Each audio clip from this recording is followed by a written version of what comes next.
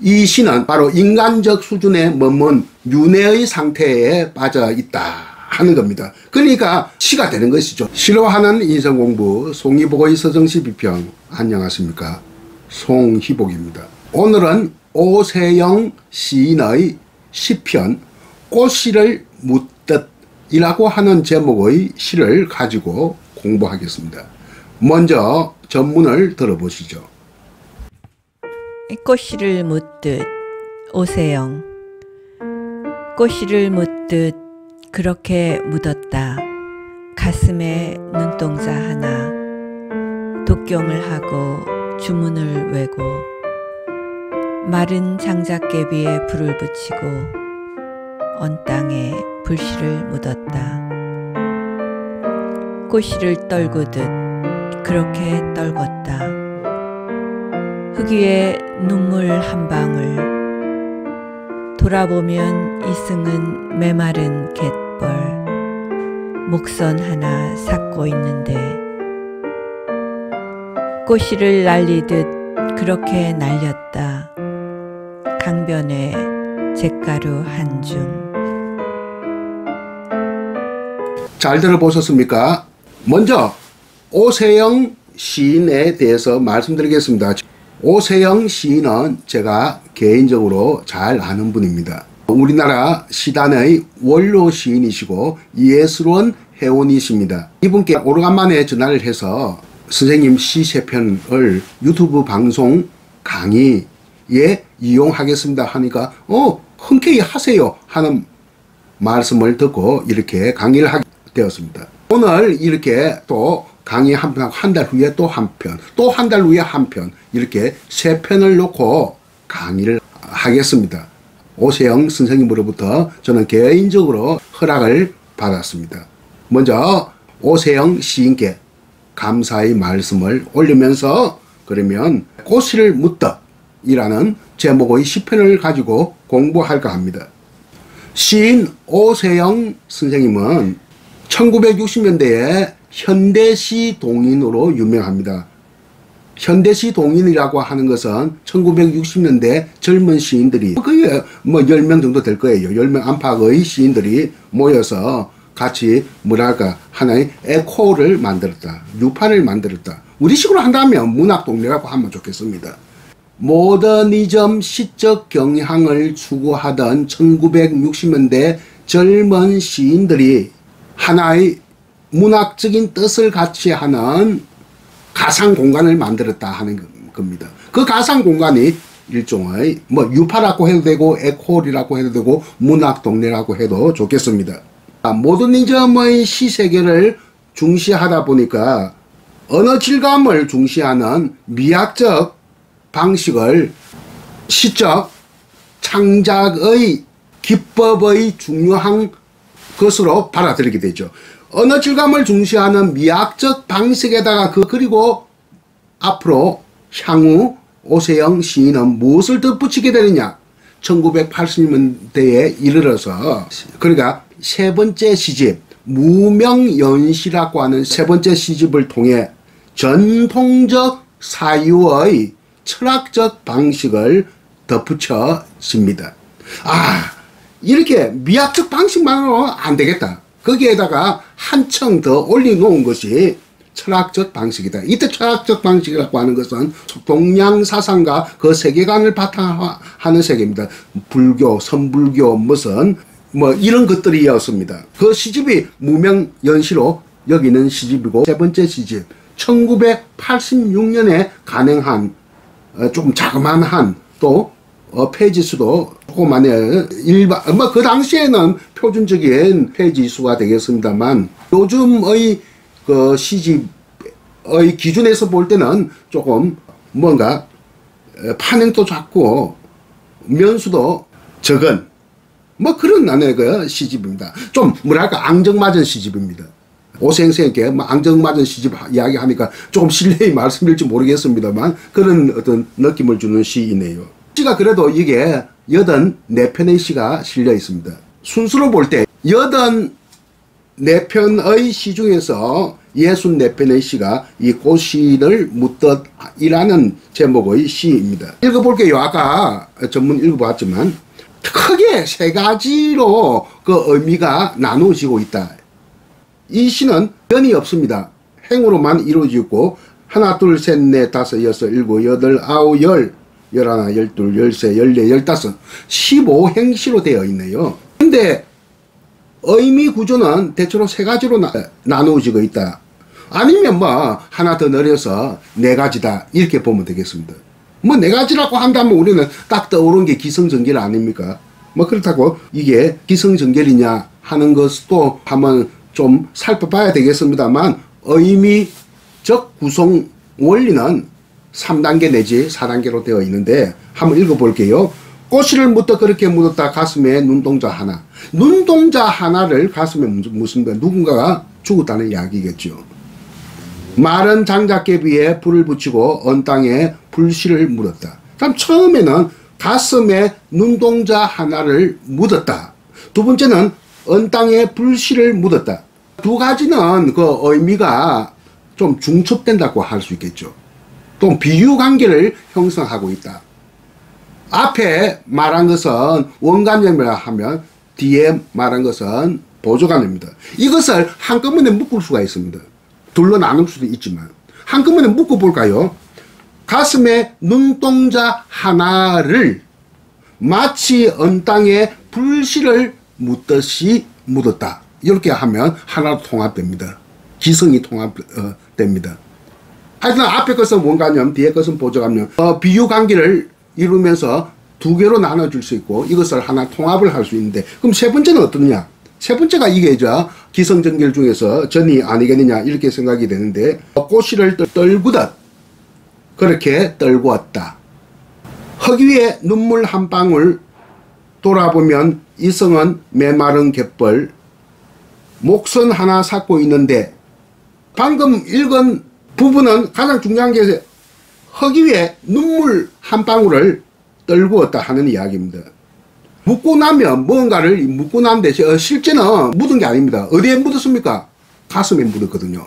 가슴에 묻은 것을 마치 내가 그 땅에 묻은 것처럼 이렇게 비유적으로 표현하면서 묻으면 흙으로 덮어야 되지 않습니까? 그 흙 위에 눈물 한 방울을 떨구었다. 뭐 엉엉 우는 게 아니라 눈물 한 방울 굉장히 감정적 정서적으로는 절제하고 있는 모습입니다. 이것이 전입니다. 눈물 한 방울 떨구었다. 작년에 돌아가신 이어령 선생은 세상에서 타석으로 만들어지지 않은 게 하나 있다 하죠. 그게 바로 눈물 한 방울입니다. 눈물은 화석화되지 않는다. 이런 말을 갖다가 한 적이 있어서 뭔가 가슴 뭉클하게 한 적이 있었는데 돌아가시기 직전에 뭐 그런 것이 또 연상이 되네요. 마지막은 어떻습니까? 꽃씨를 날리듯 그렇게 날렸다. 강변에 잿가루 한 점. 기성전결 마지막 어떻게 지금 시상을 맺고 있습니까? 강변에 잿가루 한 점을 날렸다. 뿌렸다.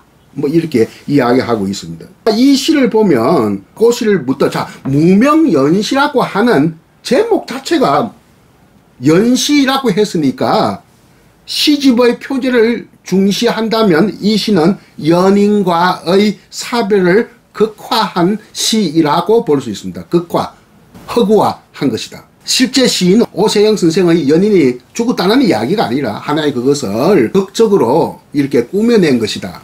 문학은 전부 다 모든 것이 꾸며낸 것이죠. 극화한 것입니다. 사실적으로 있는 것을 뭐 문학이라고 나타내는 것도 있지만 문학의 본질은 있는 그대로를 나타내는 것보다도 꾸며서 나타내는 게 더 본질적입니다. 이것을 우리는 극화 혹은 허구화라고 하죠. 허구라고 해서 소설에만 허구가 있는 게 아닙니다. 시에도 있고 모든 문학에 골고루 허구라는 것이 다 존재합니다. 연시라고 했으니 연애시, 사랑노래의 개념인데 시집의 표제를 중시한다면 연인과의 사별을 극화한 시가 바로 꽃씨를 묻듯인데 이 84편의 시 중에서 딱히 연시라고 하는 시가 그렇게 많지는 않습니다. 사실은. 그런데도 불구하고 이렇게 연시라고 하는 제목을 사용한 것을 보면 뭐 반드시 어떤 남녀 간의 사랑을 이야기하자는 게 아니라 인간이 가지고 있는 어떤 그리움의 정서를 나타내고자 하는 동기나 의도에서 비롯된 시집이 바로 이 시집이다 하는 것을 우리는 알 수가 있습니다. 무명이라는 말은 좀 이따가 또 설명을 하기도 하고요. 이 시의 소재를 보면 이 소재는 어디서 갖고 온 것 같습니까? 장례의식에서 갖고 온 것 같다. 장례의식. 특히 그 장례의식이라고 해도 우리나라는 그 두 가지 장례의식이 오랫동안 이중적으로 존재해 왔습니다. 하나는 매장이요, 하나는 화장입니다. 그런데 화장은 유교적 관념에서는 맞지 않거든요. 그러다 보니까 조선시대에는 거의 화장을 안 했어요. 화장은 그게 성가, 절에서만 하고요. 스님들 돌아가시면 일반인들은 거의 매장을 했습니다. 매장은 또 이 유교가 들어오기 이전부터 우리나라에는 매장 풍속이 있었죠. 상고시대 때부터 있었습니다. 우리는 저 북방 유목민족의 그 후예라고 하거든요. 북방 유목민들도 매장을 했고 유교를 중시한 중국일도 매장 문화였습니다. 그러다 보니까 우리는 매장이 주요한 장례 형태인데 불교가 들어오면서 화장으로 이렇게 조금 바뀌어가는 점도 있었습니다만 특히 신라시대 때 화장한 왕들이 결코 적지 않았다. 화장을 하고 사람 뼈만 남으면 그것을 이렇게 가루를 내고 빻아서 골호라고 해서 뼈 가루를 담는 토기 항아리가 있었어요. 그 안에 집어넣었다가 땅 밑에 묻고 그 위에 무슨 탁 같은 것을 세웁니다. 이런 것이 불교적 장례의식, 장례 절차라고 하겠는데 이런 불교적 장례의식을 답이라고 합니다. 답이식이라고 하고 또 답이라고 하는데 우리나라에서는 스님들 그러니까 성녀의 장례를 답이라고 하지만 일본에서는 일반인들의 그 화장에서도 답이란 말을 씁니다. 일본은 주로 화장이었고 우리는 주로 매장이었지만 지금은 상당히 화장이 더 많아지고 있습니다. 북토도 좁은데 무슨 안에 그죠? 죽음의 공간까지 차지하겠다는 거냐 하는 어떤 새로운 의식이 바뀌어가고 또 유교 문화가 많이 바뀌어져 가고 하니까 우리는 지금은 아마 매장보다는 화장이 더 많을 건데 얼마 전까지 한 3년 전까지만 하더라도 매장이 많았다. 그런데 매장이 유교식이고 우리의 그 관념에서는 화장이 불교식이다라고 생각하는데 그것도 편견입니다. 매장이 반드시 유교식인 것은 아니다. 유교 이전에도 매장이 있었고 아까 이야기했듯이 북방 유목민들도 매장을 하고 그 돌무덤을 쌓았습니다. 저 몽골 만주족들 이런 걸 보면 화장이 또 반드시 또 불교적이라는 것도 하나의 편견입니다. 왜냐하면 이것은 화장이라고 하는 것은 불교식이기 이전에 인도식입니다. 인도는 날이 더운 곳이기 때문에 빨리 저 사체를 처리를 해야 되거든요. 견지적 강가에 지금도 안에 그저 화장을 이렇게 하는 풍속이 있지 않습니까? 그 불교 이전부터 화장 장례 풍속이 있었던 거 봐서 반드시 매장이 유교식이고 화장이 불교식이라 하는 것은 이건 편견이다. 뭐 이렇게 생각하면 좋겠고요. 화장식 즉 다비에서 그 마지막 절차가 뭐냐 하면 뼈가루를 세고를 해서 그러니까 뼈를 빻아서 가루를 내서 그것을 뭐 스님 같으면 이 골호에 담아서 이렇게 이렇게 부도라고 하는 이 조그마한 탑을 만들어서 이렇게 묻지만 일반인들은 그런 거 안 하거든요. 이것을 뿌립니다. 주로 강변이나 바다나 강이나 바다 또 혹은 깊은 산골짜기에 뿌립니다. 이 뿌리는 것을 두고 우리는 상골이라고 합니다. 뼈를 뿌리다.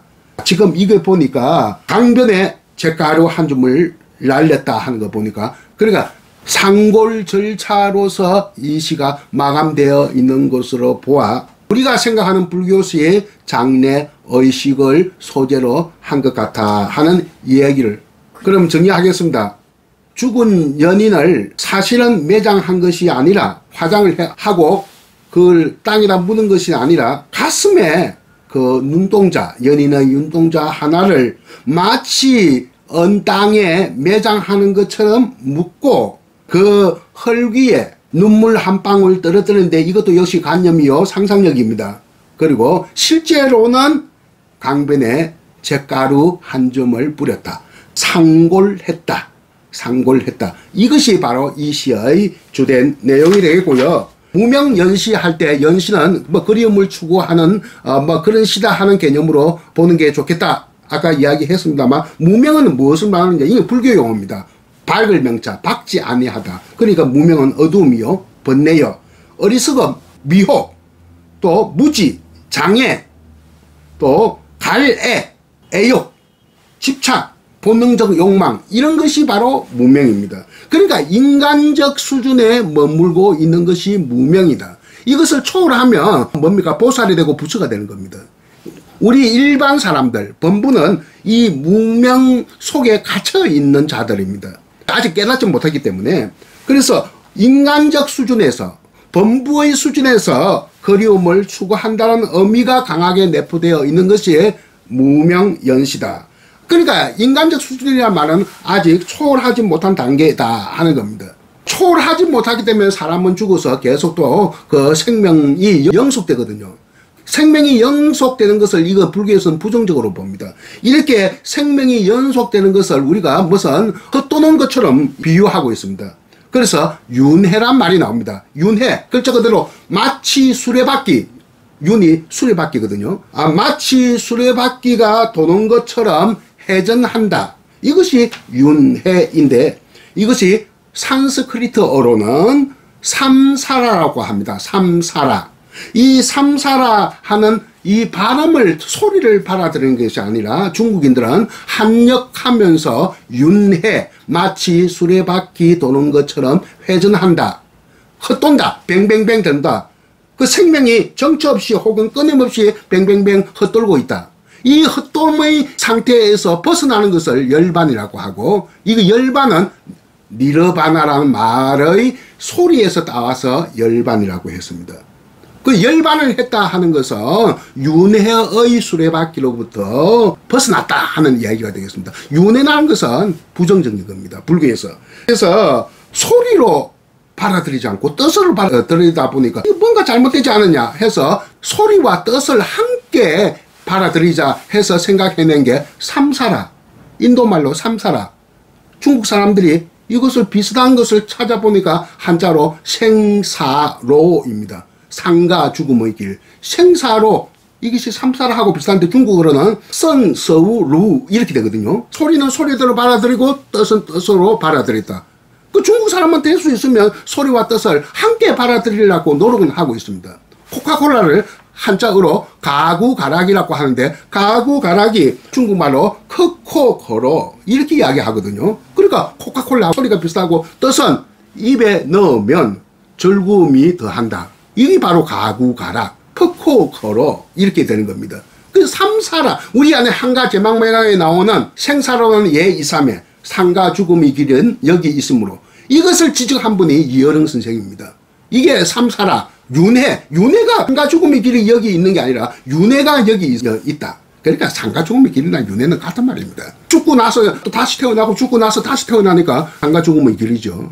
그래서 본래 뜻은 윤회다 하는 것을 밝힌 최초의 인물이 바로 작년에 돌아가신 이어릉 선생인데, 아주 대단한 발견을 한 거예요. 내가 보기에는 여기에서 이 시는 바로 인간적 수준에 머문 윤회의 상태에 빠져 있다 하는 겁니다. 그러니까 시가 되는 것이죠. 이것이 초월하면 시가 아니죠. 시는 바로 항상 인간적 규모, 인간적 범위, 인간적 수준에 놓여 있을 때 바로 시가 되는 것입니다. 오늘 오세영 선생의 무명연시 시집에서 64번째 시, 꽃씨를 묻듯이라고 하는 시를 놓고 함께 공부하고 생각을 해보았습니다. 그리고 또 한 달 후에 오세영 쌤 시 한 편 더, 또 한 달 후에 또 시 한 편 더 공부할 것을 미리 말씀을 드리면서 오늘 수업을 여기서 마칠까 합니다. 안녕히 계십시오. 꽃씨를 묻듯 오세영. 꽃씨를 묻듯 그렇게 묻었다. 가슴에 눈동자 하나. 독경을 하고 주문을 외고 마른 장작개비에 불을 붙이고 언 땅에 불씨를 묻었다. 꽃씨를 떨구듯 그렇게 떨궜다. 흙 위에 눈물 한 방울, 돌아보면 이승은 메마른 갯벌, 목선 하나 삭고 있는데 꽃이를 날리듯 그렇게 날렸다. 강변에 잿가루 한 줌.